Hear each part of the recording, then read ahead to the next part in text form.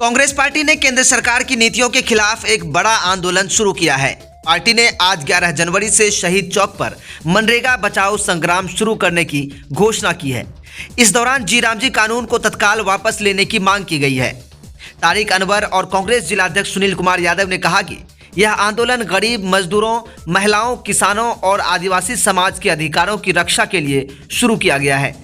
उन्होंने आरोप लगाया कि केंद्र सरकार की नीतियों के कारण मनरेगा जैसी जनकल्याणकारी योजना को कमजोर किया जा रहा है, जिससे ग्रामीण क्षेत्रों में रोजगार का संकट गहराता जा रहा है।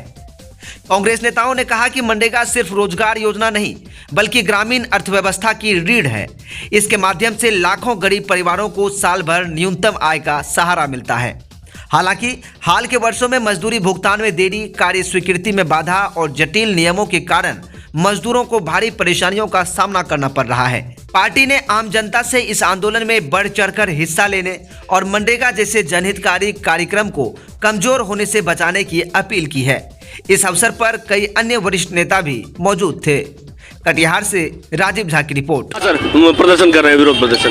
ये आज अखिल भारतीय कांग्रेस पार्टी की ओर से यह आह्वान किया गया है कि पूरे देश में देशव्यापी एक आंदोलन चलाने का फैसला हुआ है, निर्णय हुआ है मनरेगा को लेकर। जिस प्रकार से मनरेगा को धीरे धीरे उसकी शक्ति को, उसमें जो आर्थिक योगदान है केंद्र सरकार का, उसको कम करने की कोशिश हो रही है और एक तरह से मनरेगा को धीरे धीरे समाप्त करने की कोशिश है। जबकि मनरेगा को सदन के द्वारा, पार्लियामेंट के द्वारा उसको एक कानूनी शक्ल दी गई थी और उसको जनता को, खासतौर पर ग्रामीण क्षेत्र के लोगों को, जो समाज के कमजोर वर्ग के लोग थे, दलित थे, आदिवासी थे और पिछड़े वर्ग के लोग थे, उनको सम्मानित करने के लिए सम्मान के साथ उनको रोजगार देने का काम मनरेगा ने किया। हर कठिन समय में मनरेगा ने साथ दिया। आज उस मनरेगा को केंद्र सरकार और मोदी सरकार उसको समाप्त करने लगी है और इससे साफ जाहिर है कि जो समाज के कमजोर वर्ग है, दलित है, पिछड़े हैं, उनके प्रति केंद्र सरकार का कोई भी ध्यान नहीं है।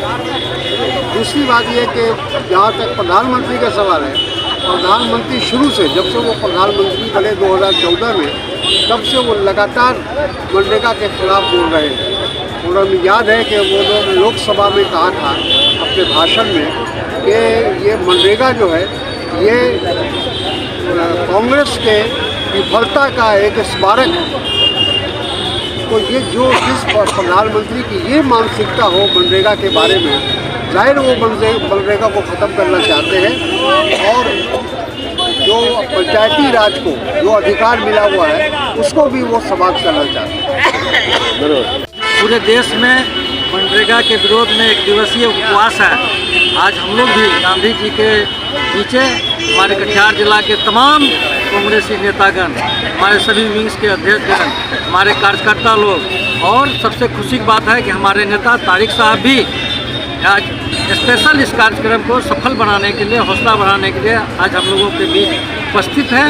हम इतना ही कहना चाहते हैं, ये मनरेगा एक पंचायती राज के जो एक अधिकार मिला था, मुखिया हो, समिति हो, वार्ड मेंबर हो, उस अधिकार को सीधी एक केंद्र सरकार अधिकार को छीन करके अपने पास रखने का काम किया है।